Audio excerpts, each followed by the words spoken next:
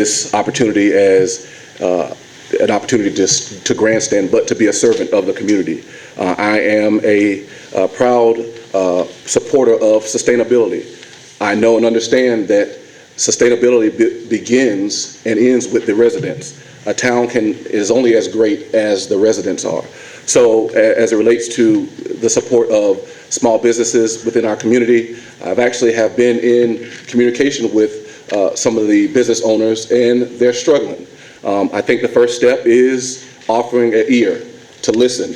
How can we help sustain our small businesses?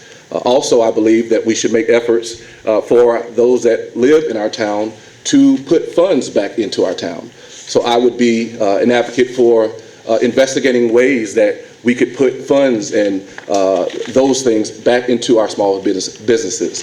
Lastly, my family and I, we went to a restaurant, I won't say the name of it, a few weeks ago, and unfortunately the restaurant was closed because there was no help. This pandemic has caused a lot of frustration. It's caused a lot of anxiety for our small business owners. And so as for me, seeing it firsthand, I desire for our small businesses not only to remain open, but to continue to thrive as Holly Springs is. So first would begin with communication, listening, and offering a perspective in which we can build upon to make our small businesses continue to thrive within our community. Thank you. Carrie Randa, if elected, how will you support local businesses? Thank you. Local business obviously is the linchpin of a community. And in a community like Holly Springs, small local business is even more important because it's a place where our small community can come together, they can support small business owners, and people can feel like they're part of the community. They can work in the community where they live. So I think the way to support small business, like Jamar said, it's important to communicate, find out what they need. Is there the opportunity to work with different groups to perhaps have grants so that we can do outreach to small businesses so that we can make it easier for them to open? We need to look at perhaps, what's the cost of doing business here? Are there things that we can do, tax incentives to keep businesses here or to help people open?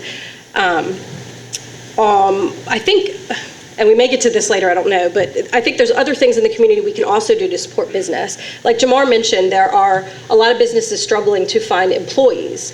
As we know in Holly Springs, the median income is $105,000. The median housing cost is $350,000. Holly Springs isn't affordable for a lot of people. And a lot of people commute to work. They work in Raleigh or they work from home and aren't necessarily doing jobs directly in our community. What can we do to bring people to live in Holly Springs, work in Holly Springs, be a part of these local businesses in Holly Springs? Because it's just not sustainable to expect people to drive in to work at some of these local businesses, and there's going to be high turnover. So I think we need to look at things like affordable housing.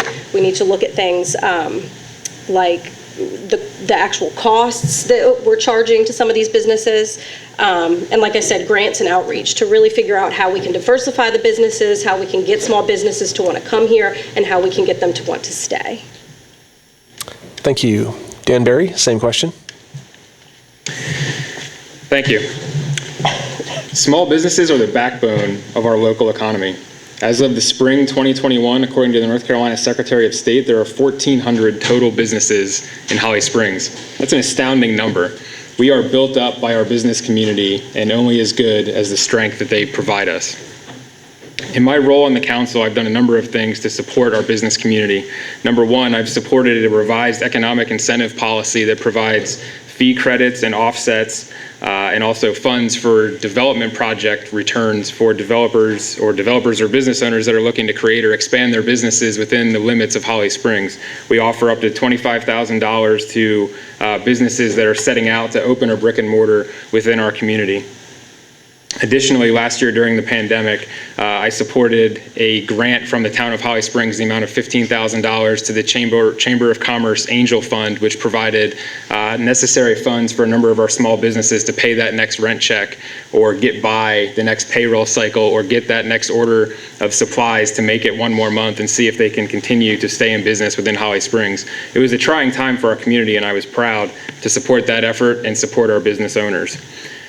On the larger business side, I've been extremely proud of the town's economic development recruitment efforts. We've responded to 20 state project RFPs since the beginning of January 21. In Earlier this last month in August, when we had the Amgen announcement, I was in a conversation with the governor, and he made a comment about Holly Springs having 2 of these announcements within 3 months of each other. And he said, Holly Springs is winning these because we're proactive. Our town council takes these things very seriously, and it's not a simple thing. There's a huge taxpayer investment that goes into those projects as well, and we think that those businesses bringing those jobs will be the right thing to stand up our community and provide income and balance for our residents. Thank you. Tim Forrest. Hey, thank you, Chris. As we kind of heard earlier, in 2010, our population was roughly 24,000. As of this year, it's a little bit over 44,000.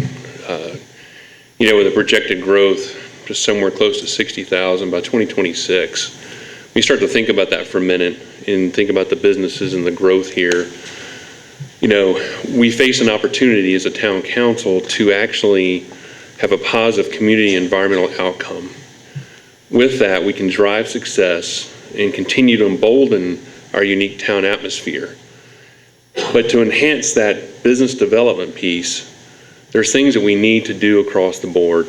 Some are a more diversified workforce, more inclusive policies that promote from within, that take care of those that live in the area. And by that, I mean, how do we recruit? How do we get them here? How do we also use mixed use and commercial development to provide for business opportunity to move into a small business frame versus a large business frame? How do we have those opportunities in development? As we go further, we also need to look at transportation. You may say, how does that have to do with business growth? It has everything to do with business growth. Just like if we can't get to Holly Springs High School right now, for those who've done that, if our people, it takes them an hour to get to work and it's 10 miles down the street, they're not going to look there. So we have the total package we have to look at, the total strategy of the town, and those are things I would encourage all of you to think about when you're looking at the problems of Holly Springs. All our successes brings additional issues that we need to work through. So with that said, after we consider the total impact, and we continue to experience the growth, we need to really ensure that our community's facilities catch up and keep up with the times. So, and I think we will. There's a great group of people on the stage. I'm honored to be with you guys. Thank you. Christy Bennett. Thank you. I run a small business from my house. There are a couple of things that I've noticed over the years. One is that some of the processes that we have as a town take way too long, and they'll bankrupt a small business. There's a reason we have like rezoning, high rent. As a small business owner, you can't always afford to build your business in the same place that you live. We have hundreds of business owners who are registered in Holly Springs, but many of them actually house their company in a different city. We should actively recruit feedback in partnership, hopefully with the Chamber of Commerce, to better understand where the gaps are in our town governance that prevents the small businesses from opening directly in our town. We need to do that with the purpose of actively adjusting policy after we collect the information to make the changes to help business owners who live here. We could also do a lot of things like education. Entrepreneurs are gutsy and they are willing to take risks, and they put their homes on the line in order to do it. And we could help by providing education opportunities for them, like partnering with the Chamber of Commerce again. Providing seminars for small business owners would be one way that we could give back. For business owners who not only have a brick and mortar location, but we also have a lot of business owners like myself who run a business completely online. We also need to provide a vendor list of community members who have businesses, and we should be providing opportunities for them to work not only as town leadership, but also in connection with our community. We should be getting our signs made by a Holly Springs business owner, our t-shirts embroidered by a Holly Springs business owner.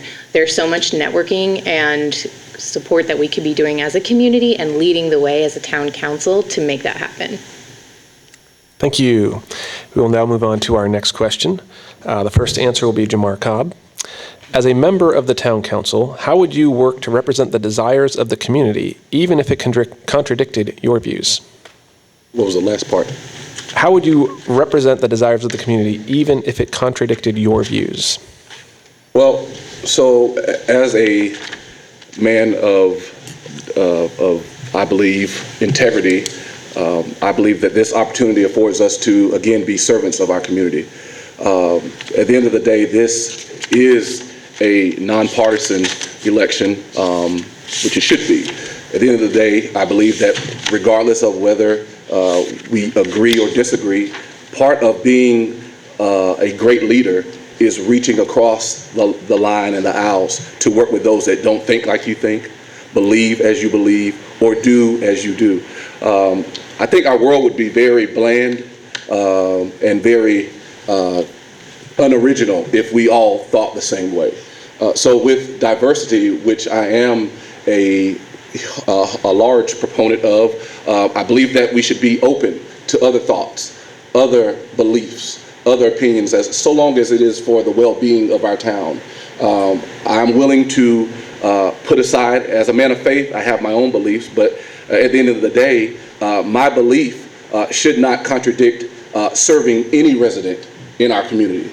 So whether you be a part of the affiliation in which I serve or not, our citizens are our citizens. And so we should ensure that our citizens are placed first. And so there should never be any reason or any clause where you cannot work together and have a certain level of cohesiveness to ensure that our residents are first. Our residents should be considered as top priority. Again, I say if there is no community, there's an opportunity for us to lead. And so I am willing to do whatever I can to ensure that I'm not biased in my opinions, not biased in my goals, but to ensure that we are inclusive in everything that we do so that there is one Holly Springs and no one is left behind.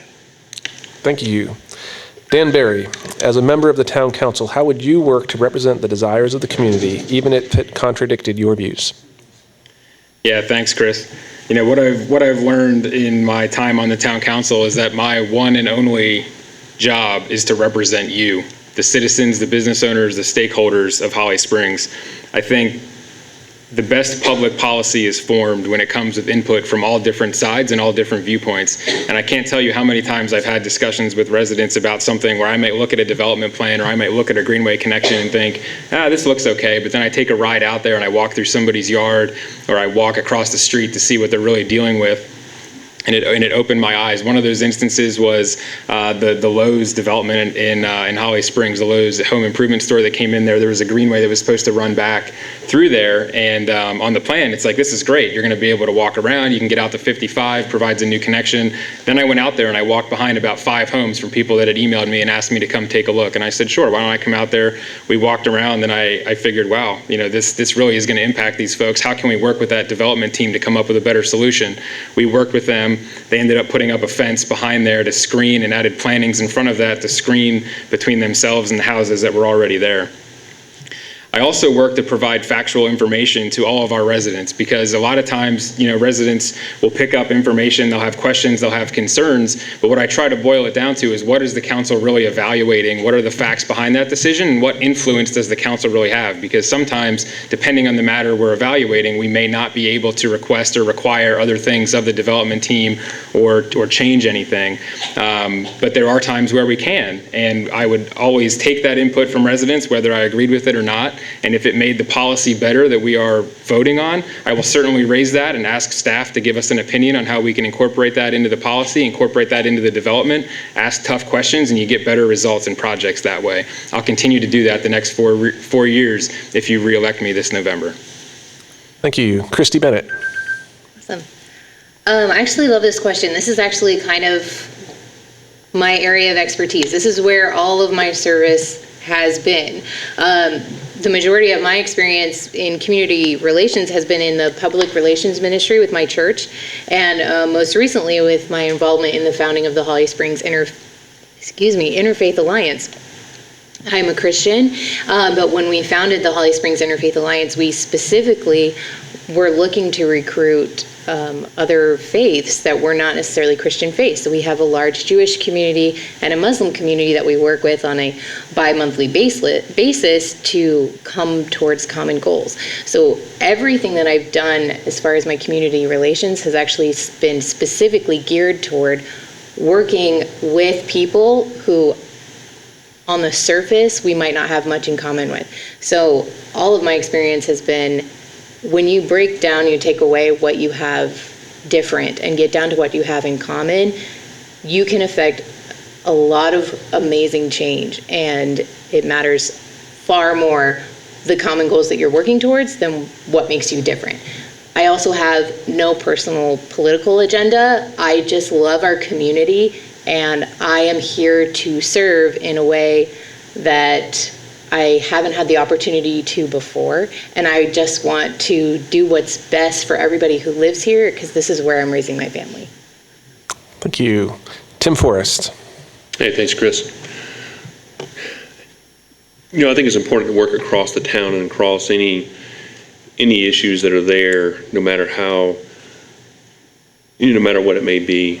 So for much of my military career, when I was overseas, especially Afghanistan and Iraq and other places, I had to work hand in hand with foreign countries of different faiths, different religions, different ideologies, different political ideologies, and we had to work for a common good. And that common good may or may not have been successful, time will tell. But as we look at that, I had to, English is not their first language, and develop and grow whatever it is the problem was or the goal was. Much like I did also, I do as a homeowners association president. I walk the terrain, I look at the people, I look them in the eye, I find out what the issues are. And that's how we do this. This being on town council to me is about the whole of Holly Springs. What makes us good? What makes us good together? It doesn't matter of your background, whether it's a political difference, whether it's another ideology difference. It doesn't matter. What matters is let's work together. Nothing else matters. What's for the best of Holly Springs, no matter the topic. And some topics in front of the town council are not easy. It requires discussion. It requires hard work. It requires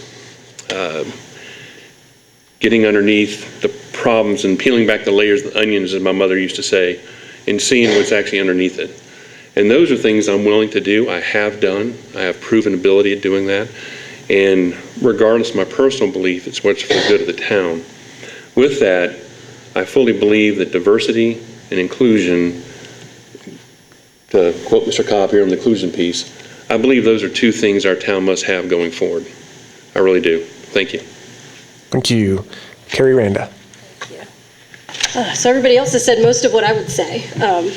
But I do want to point out there is a transparency portal on the Holly Springs website. I would highly recommend everyone check that out. You can find all the policies and procedures and a lot of information. And I think part of this job and part of going forward and part of being able to work with others is transparency. There has to be transparency. We are here to serve. That is the job. And especially in a small community like this, there can't be ego. There can't be partisan politics. It's a nonpartisan position, and we're here to serve. So we need to listen to the community. We need to be transparent about the way that we're making decisions. I'll toss out there my background as an attorney. I love to argue. Point that out. But part of my job as a prosecutor, as a U.S. attorney, different positions I've had, is facts. You need to be able to know your facts and argue your facts. And you have to listen. You really have to listen to what the other side is arguing and what they are saying, and really drill down to what the actual issue is. And that's how you really make progress. That's how you understand what the other side is saying, and that's how you get to the point where you can actually meet in the middle and come to an agreement. And a lot of times, as everyone knows, sometimes when you're meeting in the middle, neither party is happy, and that means you've reached a good result. And so we need to do that. We need to work together to make sure that we're looking at all the facts, we're looking at the actual issue, and that we're making decisions that are in the best interest of everybody, not just to get a win or to get a particular result because we think that's what we want. That's just not how this is supposed to work. And I have 20 seconds left, so I want to talk a little bit about outreach as well. And the other candidates have talked about this, but it's so important to really be out in the community, to understand what people need. And I think there's a lot of members of this community that probably don't feel heard and don't feel seen. And I think it's important that we locate those folks and we give them a voice. This council is supposed to represent everybody. And in order to do that, we need to know who everybody is. Thank you, Carrie. Okay, that concludes the questions from our residents. We will now move on to the 3-minute conclusion from each candidate. So Carrie, you don't get much of a break. You are up. Yay. All right. Well, thank you. I very much enjoyed this. Thank you all for doing this. Thank you to the Chamber for hosting this, and thank you to the candidates for the discussion. Again, my name is Carrie Randa. I'm asking for your vote for Town Council. I want to give a little bit more of my background in my closing, because I think that although we've talked a lot about that these are nonpartisan positions, I think everybody's aware of how to look up voting records. Everyone's aware of affiliations, and that shouldn't matter, and I'm going to tell you why. I'm the daughter of a retired lieutenant colonel in the U.S. Army. My grandfather was also a retired lieutenant colonel. I have worked as a state prosecutor. I've worked as a federal prosecutor. I've worked as assistant general counsel for the Department of Public Safety. And if you know anything about my affiliation, my political affiliation, you would think that that is insane. That is just, it doesn't make sense, it doesn't align, but it does, because really we're here about people. And I don't fit in a box, and that's what I want to bring to this council.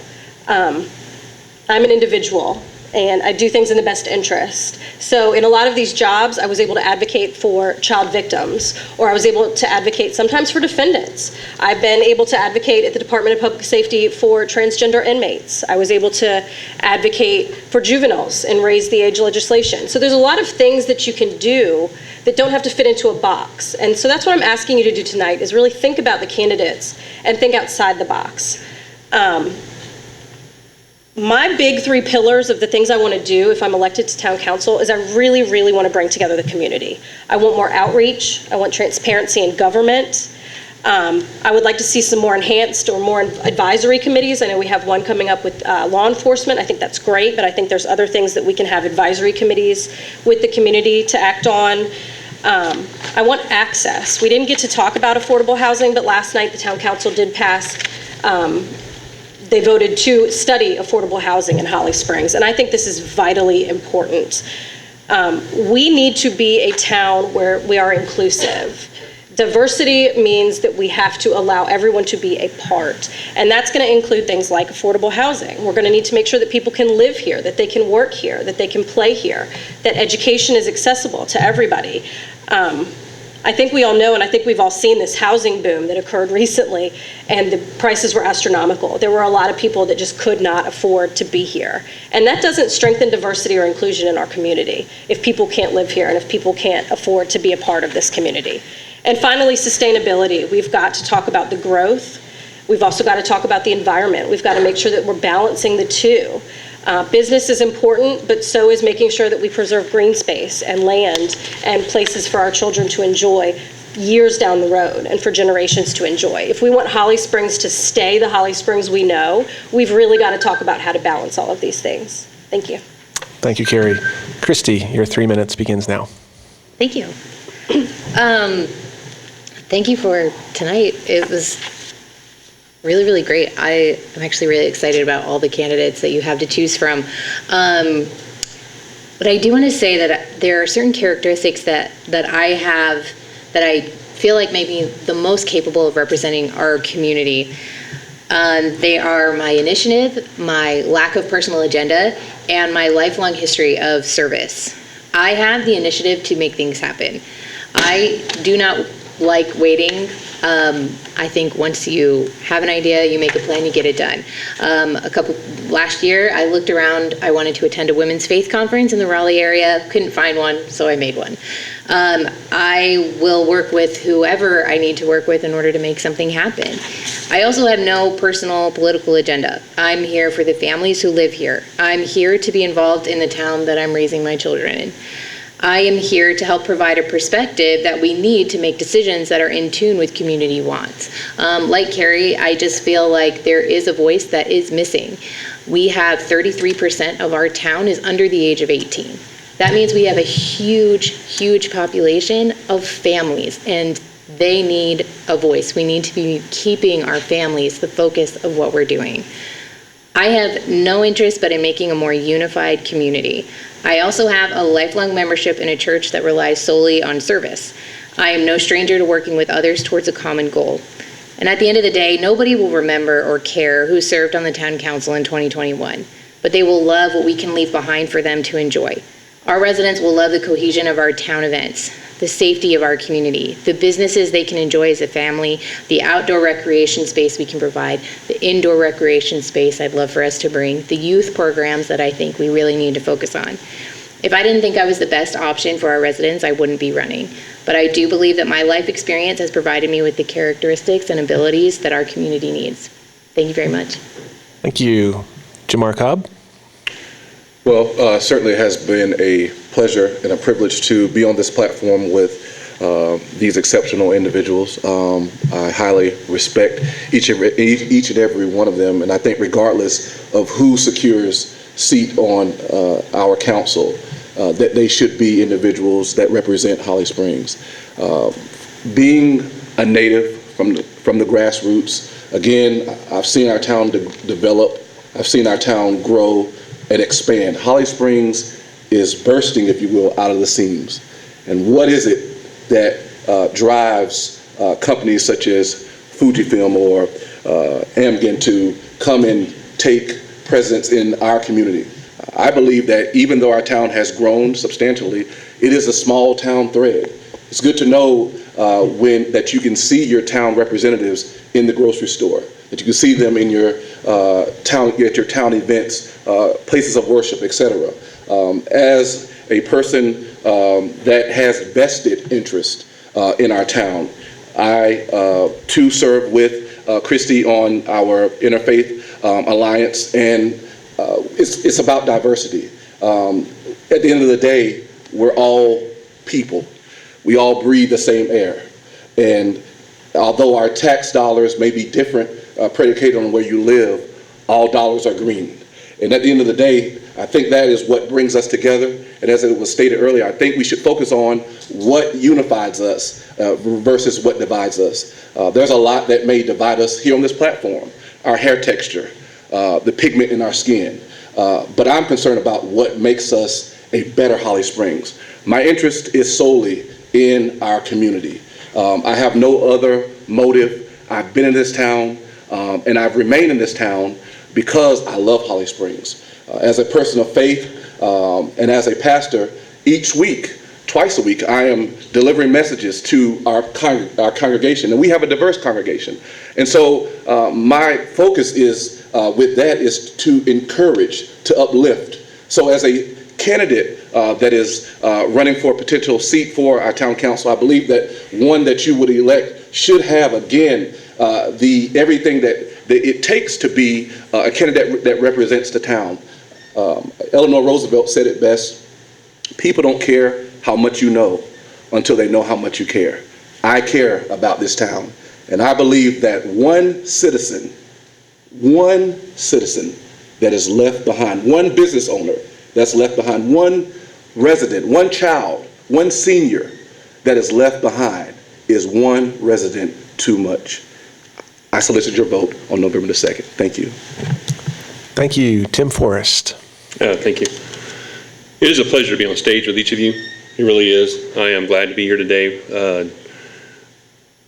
As we look at across the town, the town needs to prepare and plan for an increase of up to 65,000 people in the next few years. As a former Army engineer, I've built small cities in far-off places that I wouldn't recommend as tourist spots, and that it has the same requirements as our town. It's all the same things: infrastructure, social gatherings, churches, dining facilities, places to eat. These are all things I understand very well. And then as we look across it, I fully support all of our public services to be adequately structured to best serve our residents and our businesses in the coming years. And those are things that I can bring to the table, as well as I would like to thank the Chamber for hosting this event. And if there's anything I'd like for you to take away from this tonight, is this: as your future council person, I am committed to listening to everyone, drawing my own conclusions, leading through values that I have, but also leading with the town council together and the mayor into the future. And that's where we need to go. So I have a proven ability to collaborate with our town staff to determine common ground, develop solutions, and analyze information objectively which will be an asset to the town as we face a wide range of decisions. While we're on a great glide path now, who knows what 2022 will bring? Even now, we're wearing masks due to COVID. Who knows what the next year will bring? We don't. So we need good, solid town leaders that represent the town and that can lead us into tomorrow. I am committed to our responsible and healthy growth, supporting programs that help business like Launch Holly Springs. That is a great program. If you have not looked into it, please do. I'm really impressed with it. Business development, proper community development, developing more constructive outlets for Holly Spring teens. We have a deficiency there that we need to address. I stand behind finding better solutions to the 540 Kildare Farm interchange, traffic patterns around town that are just, did I mention Holly Springs High School earlier? Solving our future public services and utility issues. For those not be aware, the town council is currently tackling a problem with the water shortage in the coming years. And they're on the town council is moving in the right direction, they're going the right way, but we need people to help stay focused on the next town council to help solve that problem so we don't have a water shortage in 5 to 10 years, right? And again, they're working on it. Please check it out, though. Some great information on their website. As we wrap up tonight, I want to leave you this quote from Margaret Mead. Never doubt that a few thoughtful citizens can change the world. Indeed, it is the only thing that ever has. So your vote makes a difference.